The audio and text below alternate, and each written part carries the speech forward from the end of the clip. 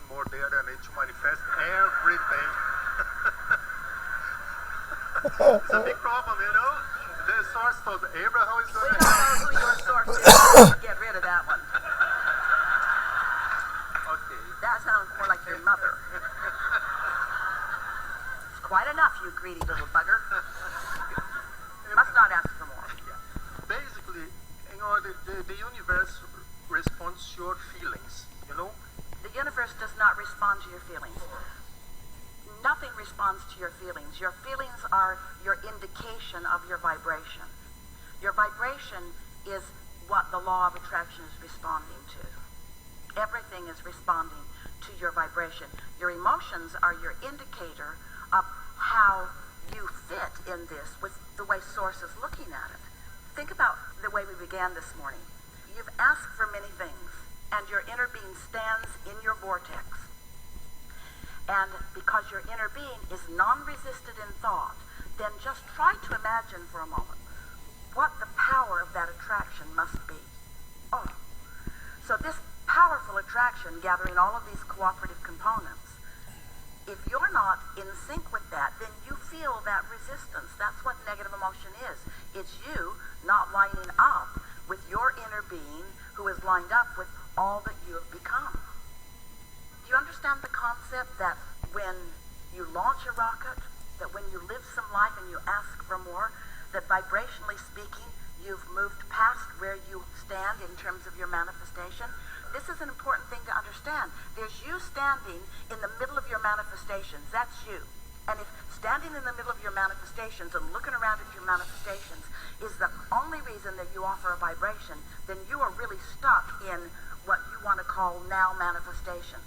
And when you are stuck in what you are calling now manifestations, we call you stuck in the past.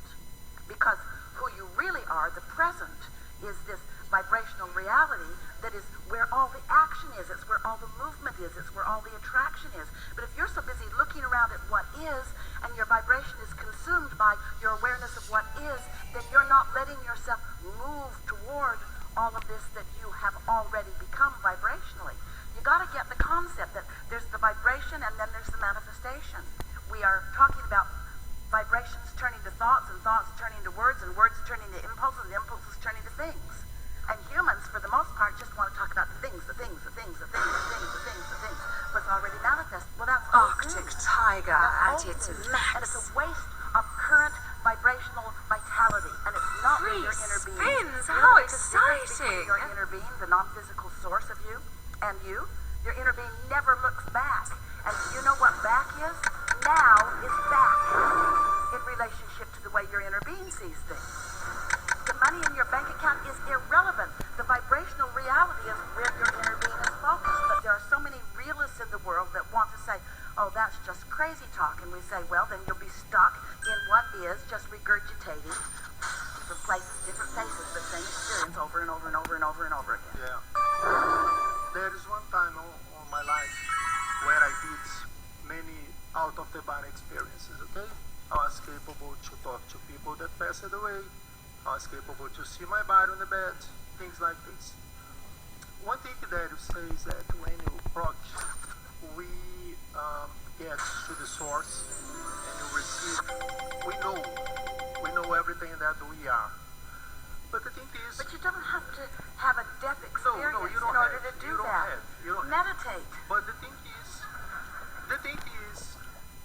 the reality that I saw is different than this. I mean, I didn't see everybody knowing everything about themselves, so everybody is like in a high level of the development, you know?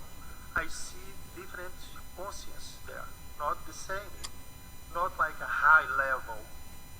I mean, I know that we got more Well, than we one. wouldn't spend any time taking a snapshot in time. In other words, what you saw was what you were allowing yourself to be given the mix of vibrations that you had going on at that time. That period. time, that period. time. Period. Okay. Does it mean that it stays the same right now? It changes.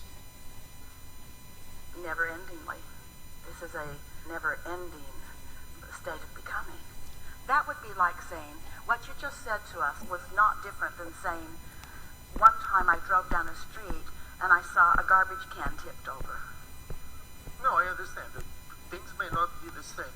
But my point is, What is your question? my question Stop is, for just a moment and consider this. Consider that you have an active vibration going on here. You have a window into all that is. You are speaking with those who are in cahoots with infinite intelligence. In other words, we're all hooked to that. So what would be the most meaningful thing that you could know as a result of this relationship that's happening right now? You want to go back and regurgitate something you saw a long time ago? No, I understand. Yeah, no, this is not really important. But my point is, for example, we are evolving, okay? Abraham knows everything about everything. But we don't focus on everything about everything, because if you're focused on everything, you're focused on nothing. Pick something. Okay. You see what we're getting at? Based in your view, for myself, what's the advice that you may give me? Based in what you Oh, now see that's from the me. coward's way out of this. We want to know what you want to know, and you say, Abraham, tell me what I want to know. Because you have a different view from us here than we have. You know exactly where I am standing from what you want. I'll say that to you clearly. If we were standing in your physical shoes, knowing what we know about all of you, not just the you that's in your physical shoes, but the you who from your physical shoes has created a magnificent vortex, a whole new stream of never-ending becoming. If we were standing in your physical shoes, our question would be, how can I move in the direction of what I have become? We wouldn't be saying, what is it that I've become? Because we would understand, if we were standing in your physical shoes, we would understand, because it's us standing in your physical shoes, we would understand that you could not possibly contemplate everything that you put into your vortex.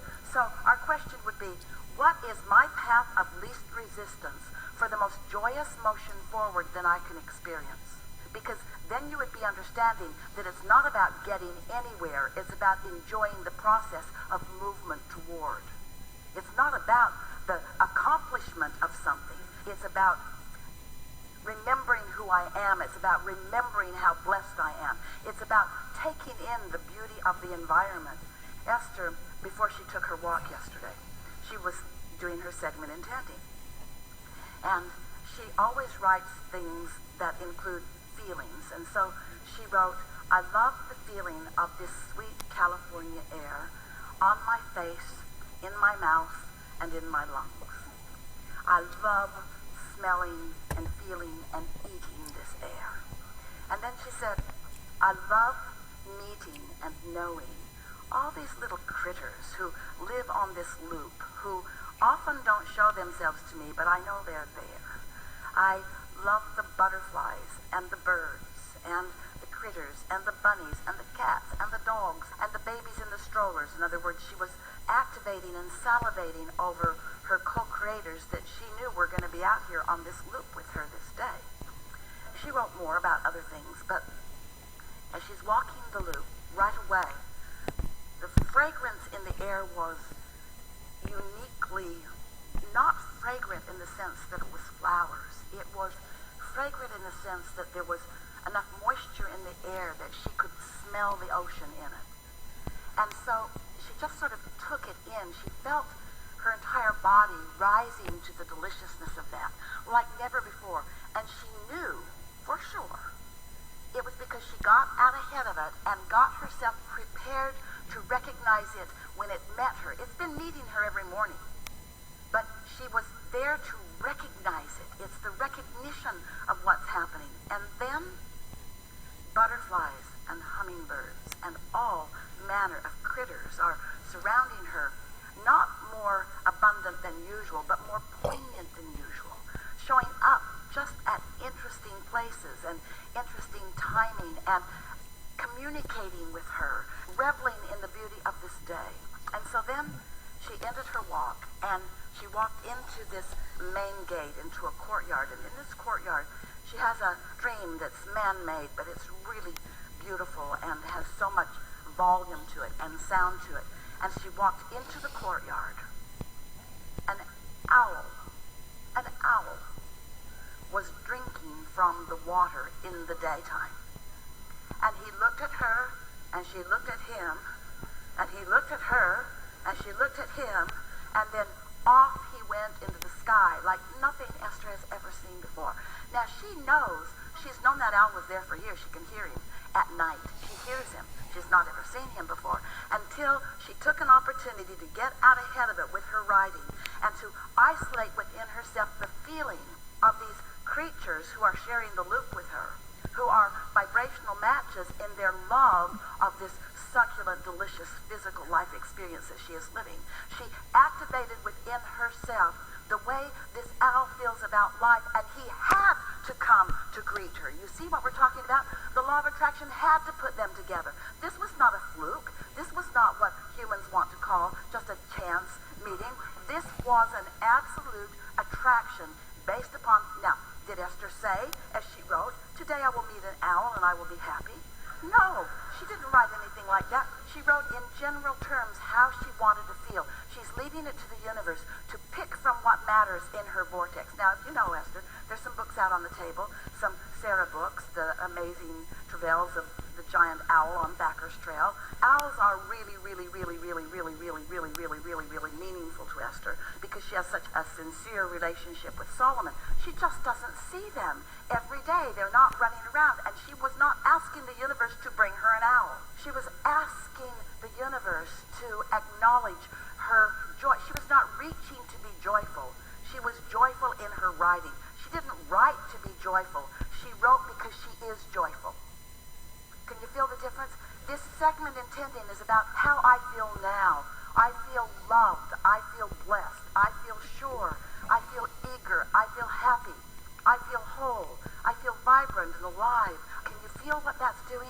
It's activating her vibrational point of attraction. And then as she takes that feeling person, that person who feels like this, and she moves around her lovely loop, then anything that is a vibrational match to how she feels must show itself to her.